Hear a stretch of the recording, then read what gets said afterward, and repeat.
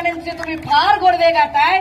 त्या नारायण राणेंचं पोरग वंदनीय बाळासाहेबांबद्दल काय बोललं? राज ठाकरे, सुरुवात तुम्ही केली, शेवट मी करणार आहे.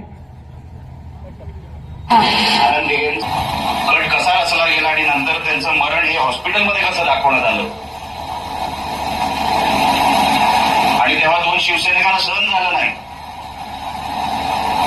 शिवसैनिकांना ठार मारायसाठी बाळासाहेबांनी कोणाला ऑर्डर दिल्या आणि ते ठार झाले सुद्धा. ती केस दाबली गेली.